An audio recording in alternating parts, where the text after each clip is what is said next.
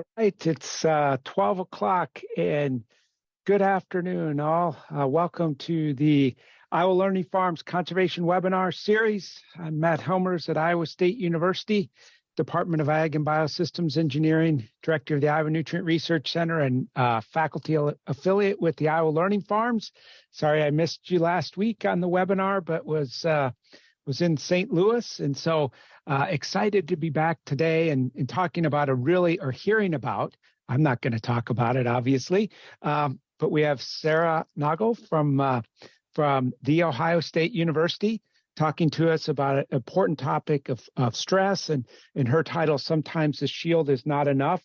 I just also want to highlight that there are resources here at Iowa State University as well. If this is of interest, and I'll put some of the resources that the published resources in the chat box as we go along. But David Brown with ISU Extension and Outreach and Larry Tranel with ISU Extension and Outreach have worked in this space as well. As always, if you have questions as we go along, please type those in the chat box and we'll get those to Sarah at the end of her talk. So with that, Sarah, the virtual floor is all yours, and virtually welcome to Iowa. Well, thank you so much, Matt, and for Iowa Learning Farms just for letting me share today about this important topic, like you said, and it's a difficult one to go through. So I'm going to say that, and if you hear an alarm in the background, I sit in an office and we have a weekly tornado siren going off right now in the background. So sorry about that. But I just want to share with you, farmers are kind of like superheroes to me. And personally, they're superheroes. I grew up on a family farm here in Northwest Ohio. To give you a geographic location of where I am just east of Fort Wayne, Indiana. I grew up about a mile from the state line, and I grew up on a beef feedlot operation, and we raised dairy goats, and then crop farmed about 1,200 acres.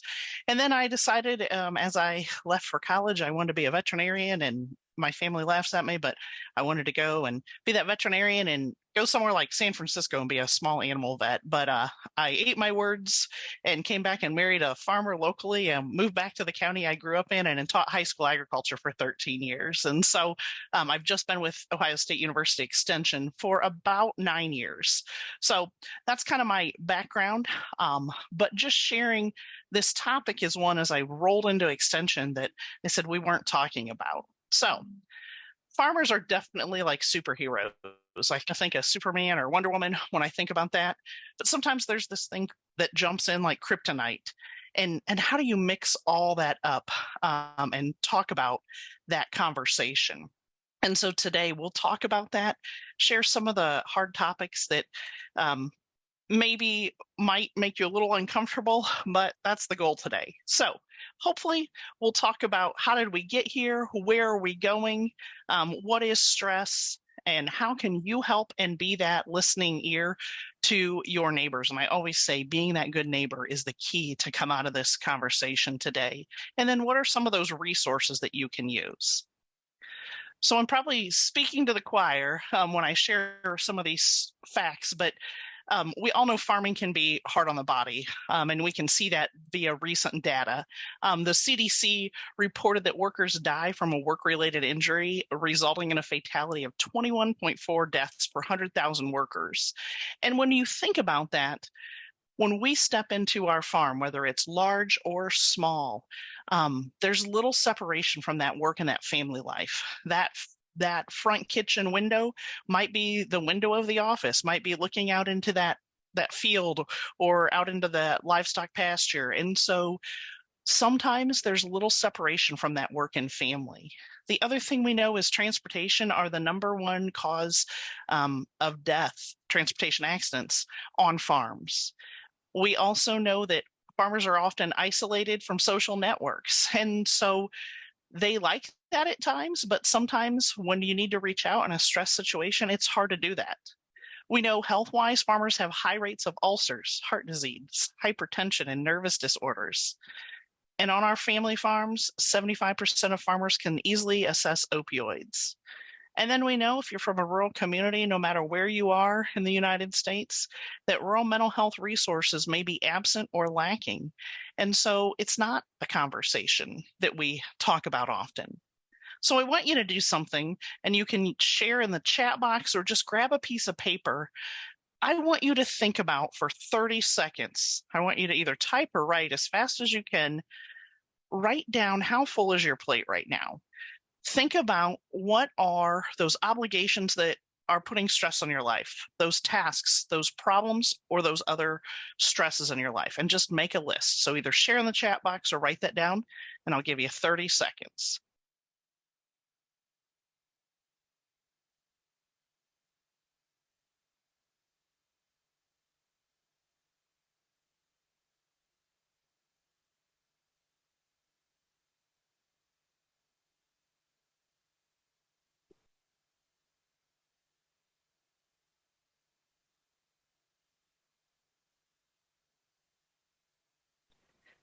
And now that our 30 seconds are up, I want you to think about what are those things that you have no control over, and if you can circle those things. Sometimes when we think about stress, we have so many things, and this small activity of just writing down those things that we are seeing that are stressing us out helps us by saying, okay, these are the things I can't control. I think of farm stress and like kind of the poor hay wagon, and I'm not an artist by any means, but this is kind of my thing that I think about when we talk about farm stress. And we see things like generational differences on our farms and things like, when is our mortgage due? Weeds are out of control. And I think of this like a hay wagon. So we're stacking things up, insurance cost increase, chronic back and neck pain, depending on the situation you're in, maybe a lack of sleep. We're just finishing up harvest here in Northwest Ohio. And so I know that lack of sleep, I might look a little drowsy this week. But things like government regulations add to that stress. Too much rain or too little rain. Sacrifice of that personal time for the farm. Thinking about if there would be a weather event like hail ruining your crops, or that you have a caretaker like your mother-in-law that helps on your family farm and she becomes ill. Or things like you've injured your back and now you can't do your job. Maybe it's lack of labor, those tight profit margins, things like equipment breaking down, or even supply chain limitations. And so when we think about all those things piling up, we carry a lot of burdens. And so we're going to go through and talk about chronic versus that regular stress. So like I said, you'll understand this connection because we know what lies ahead for U.S. agriculture and where are we headed. We know that we're still going to see market uncertainty and price volatility. Our fertilizer costs have increased so much greatly in the last year and a half. That financial distress related to cash flow and net worth, especially on our dairy farms. And then the other thing is those stressful conditions that result in that mental and physical health issues. We see those things in U.S. agriculture.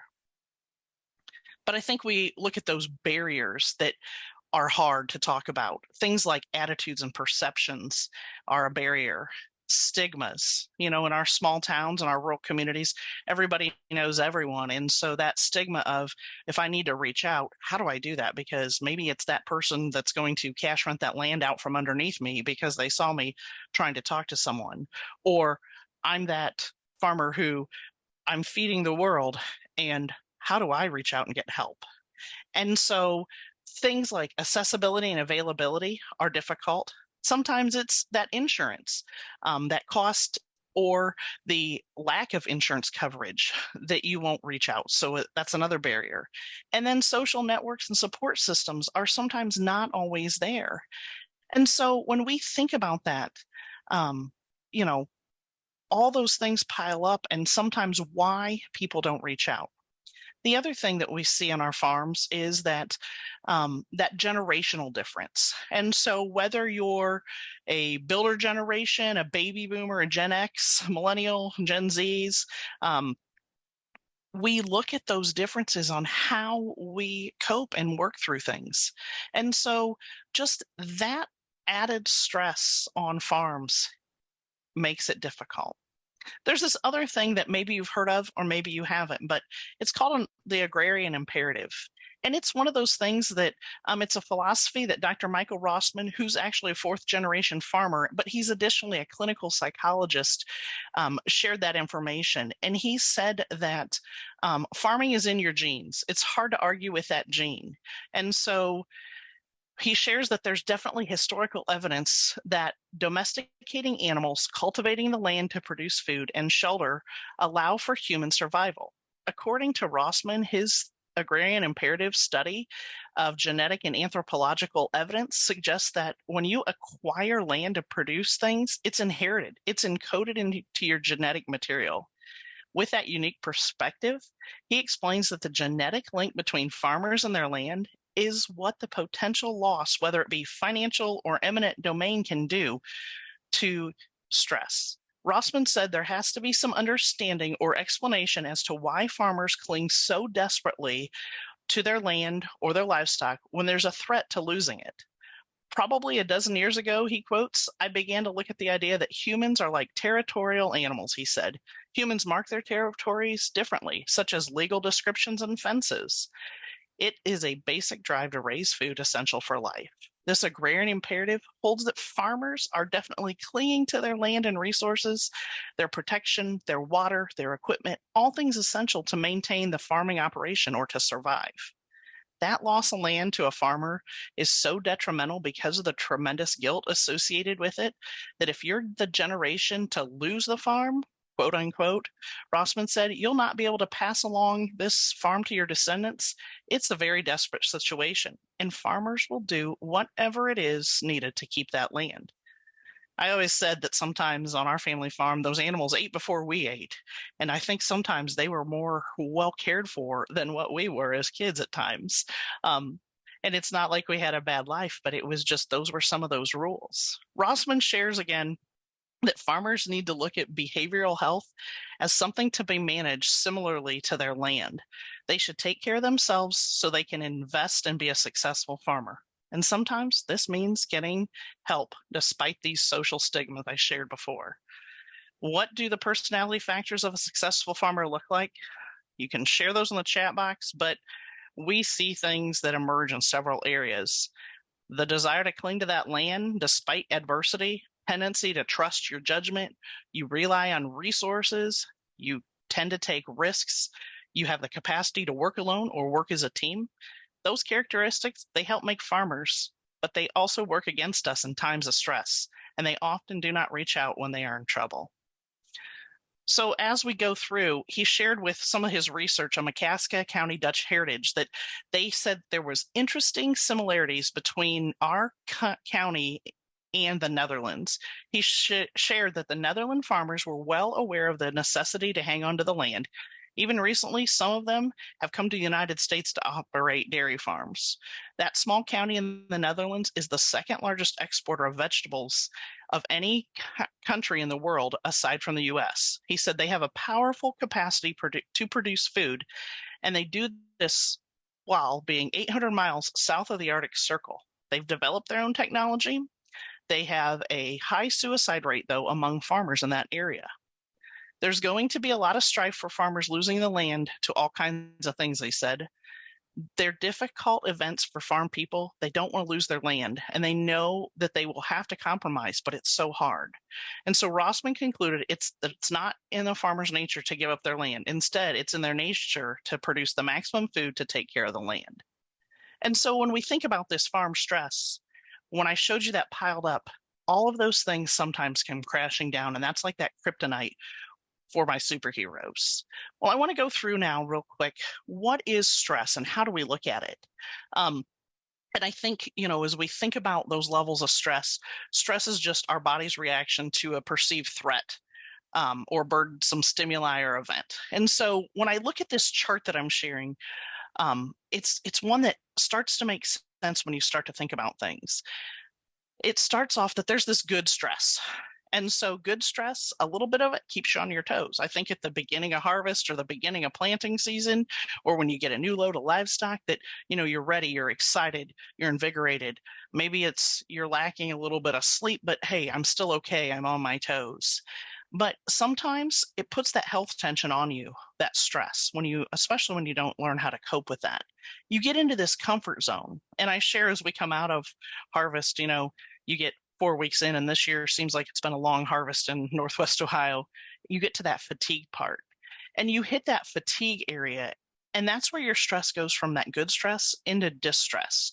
Once you're tired, your body just can't cope. It desires things that aren't always good for you, like fattier foods or different things. Then you get into that exhaustion and ill health and potentially breaking down if there's so many different levels of stress.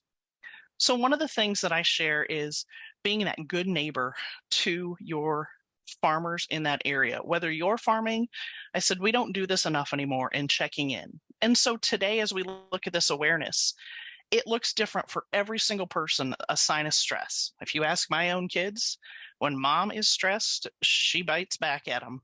She's a little grouchy and ouchy, and it's not necessarily something they did, but it's something that I have as a reaction. So we look at the signs of stress in our body through our body, our thoughts and our feelings, and our behavior. And they look different, as you can see from the list on the screen. Things like headaches, ulcers, backaches, eating problems, sleeping problems, frequent sickness, exhaustion, muscle tension, and pain, or things like sadness, depression, bitterness, anger, anxiety. We see all these things in our human nature, and at times we're going to see this no matter where we are. Things like outburst, passive-aggressive behavior are things that we can see, but sometimes it's the compilation of all those things together, whether they're 2, 3, 4, 10 things, depending on the person you are and how you accept those things. The one thing is to recognize that cortisol is that stress hormone that's in our body. It's beneficial in motivating us to act. It's kind of that fight or flight hormone, but it's harmful when elevated for extended periods. And so when there's a little bit of cortisol in our body, we can see clearly. I want you to go back to that hay wagon stacking up. The more hay we put on there, the more incorrectly it was piled up, the more chance it has. And so it's kind of like muddying the water when we think about that. And so the more soil we put in there, the muddier maybe this water gets, and you can't see. And when someone is under stress, they sometimes can't make decisions. It makes it so difficult for them to think clearly. I say stress interrupts our ability to live, love, laugh. And so one of the things that we share is, what do you do in that reaction? Do you make it a positive or a negative? Can you say, okay, I'm seeing some stress? Can you share up front with someone that you're working with that, hey, this is how I am. I'm a procrastinator, and I'm always going to be a procrastinator, and letting them know up front. That might stress that other person that you're working with to the max, but knowing the people you're working with when you look at those. The other thing is if you know that, is that one of the changes you can make? Do I learn how to cope with that stress?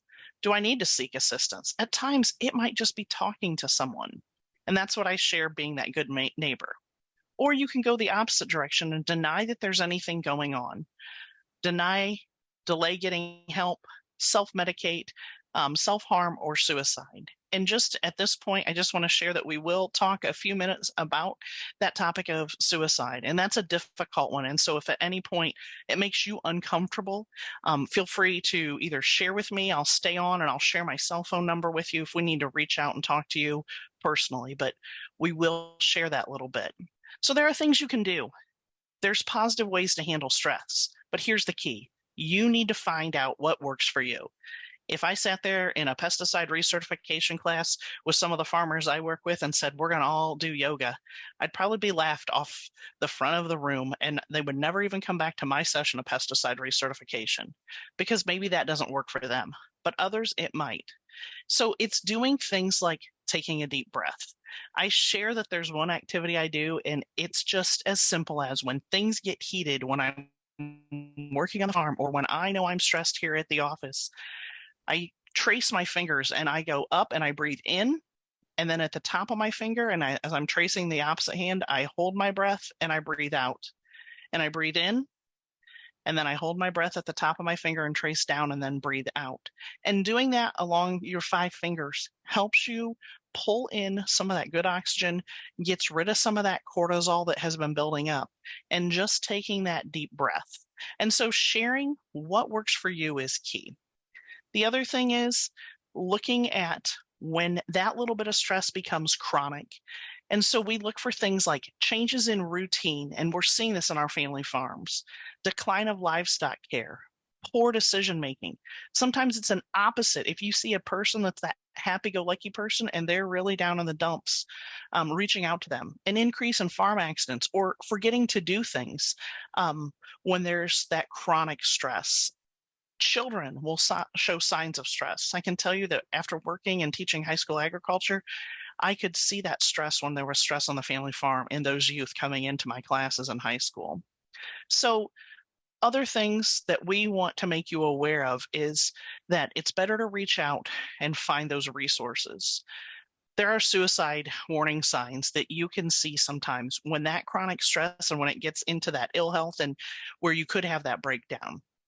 Things that are signs are talking or writing about suicide or death, feeling hopeless, trapped, or like a burden. When you start to see things like giving away prized possessions, increased use of drugs or alcohol, making a plan for suicide and acquiring the means to take that out, reckless behavior, saying goodbye, withdrawal or isolation from others, loss of interest, extreme mood swings. Do you take that time and know that?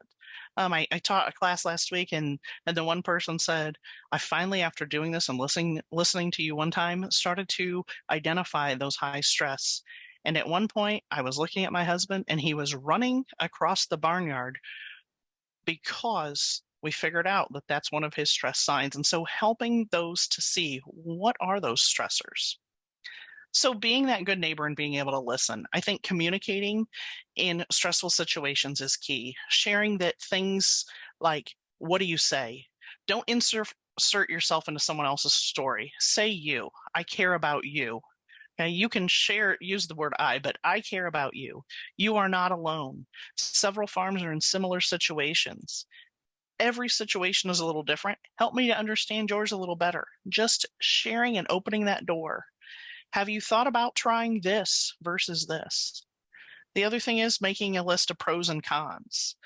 Remember, people under stress are easily overloaded and may not process things. The other thing is that you have to go on their time. Sharing with them and giving them time when it's a stress situation, like, hey, I care about you. Can we make some time to talk? And if they're so busy, if they're at choring time or any of that, that's not the best time. But just to say, hey, I'm thinking about you. Can we sit down and talk? And then following up with them. The other thing that I want to share, and we're not going to go in depth, but asking about suicide does not increase the risk of suicide. If you think there's that situation, you have to ask the direct question. Are you having thoughts of suicide? Not, are you thinking about hurting yourself? Because there are situations where that doesn't work. And so thinking about that, there are 2 other follow-up questions that I highly recommend going through a QPR training or a mental health first aid training that we'll share. And so the other thing is just being that good neighbor and listening is one of the most important things. I share that you listen with your ears, and that means that you're exploring, asking for elaboration, you're affirming, using empathy, not sympathy, reflecting, listen versus hear, throw that cell phone away when you're talking to that person, or being able to summarize and repeat back to them. I heard you saying this. 90% of communication is nonverbal, and so using positive body language is key. I'm going to share a little bit about active listening and where that works. So we've got a quick video before we wrap up today.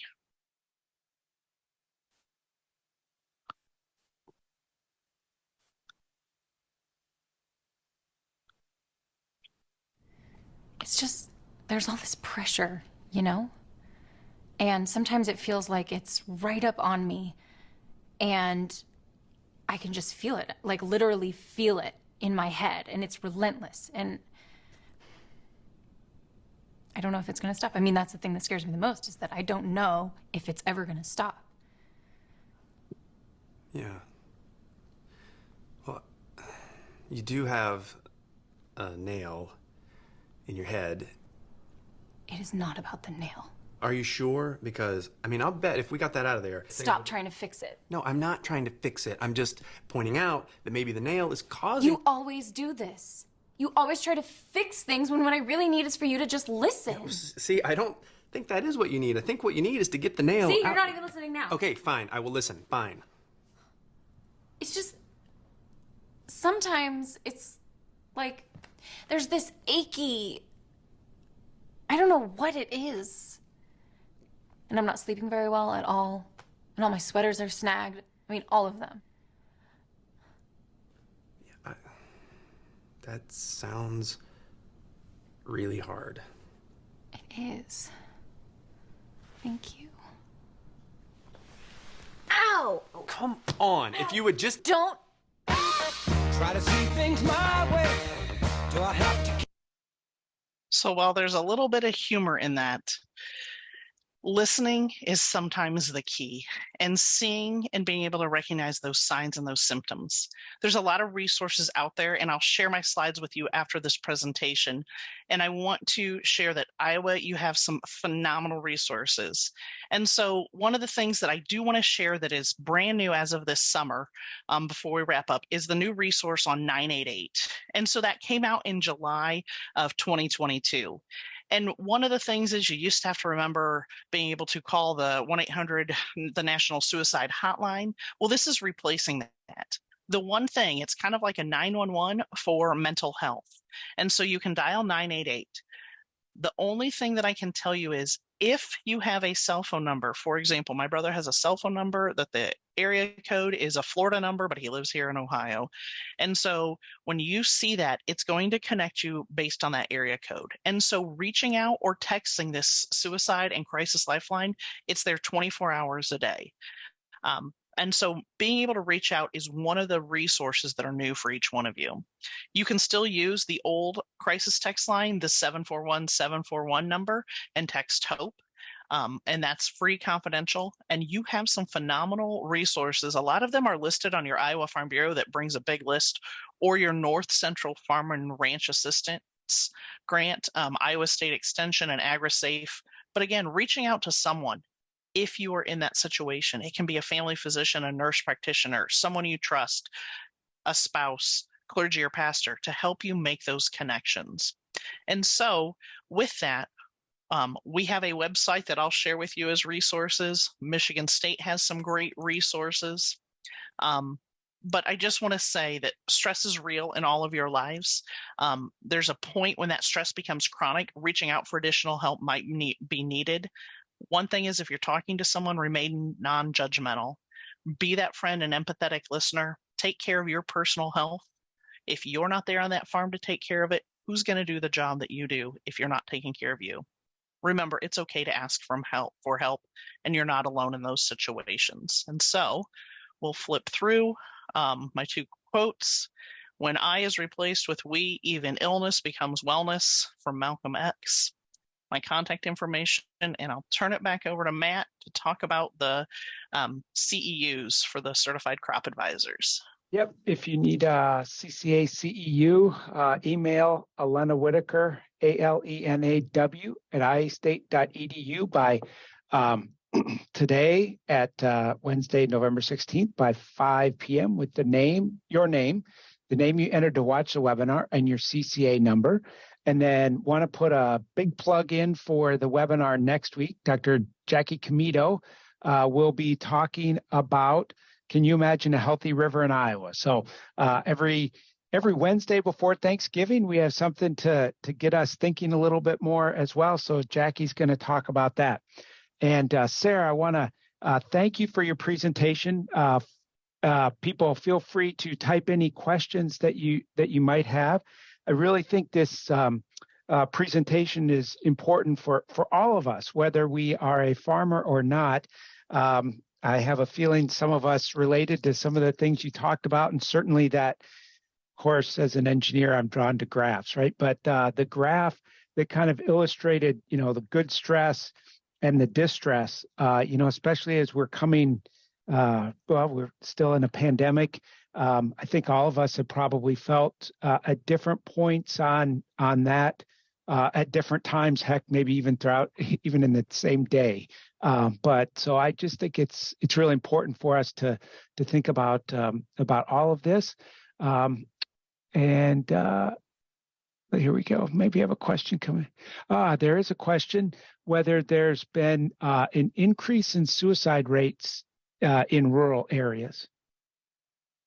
So unfortunately, yes. Farmer suicide in our rural areas and white males the ages of 35 to 43 is the highest suicide rate across the United States in rural areas. And we are finding that statistic.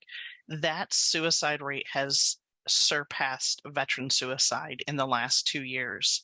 And so it's one that reaching out, the access to means is so more accessible, and we don't think anything of it.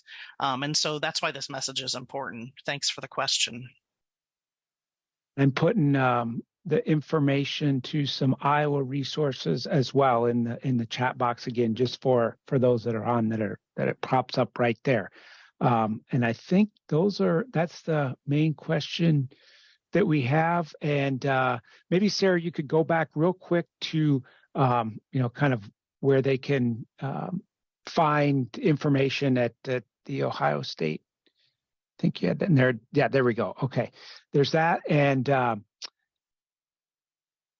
we go. There is, what do you see as the role of extension professionals or extension or conservation professionals that interact periodically or infrequently with farmers and producers? Can we best support their mental health and stress management? Any tips for us? So I think, through your extension office, we make those connections. I think that awareness of being able to go through any of the trainings that I'm sharing on the screen, a mental health first aid, it was one that I had never even heard of. And so that awareness, whether you go through an adult version or a youth version, if you have young kids, I highly recommend that, just because the average onset of age for a mental health issue is 12 years old, and there's usually a 10 to 12 year gap before any diagnosis comes out. And so that statistic, as a mom, as a farm wife, shocked me in the beginning. And so I think reaching out and just making yourself aware is one of the keys. Right. Again, Sarah, thank you so much for presenting to us today. And I think there'll be a number of folks that might follow up, or certainly will watch the archive to kind of refresh themselves to what you talked about. So thanks very much for contributing. I hope everybody has a great rest of the day, and tune in next week to hear from Dr. Comito. Thanks so much for today, and thanks for listening, everyone.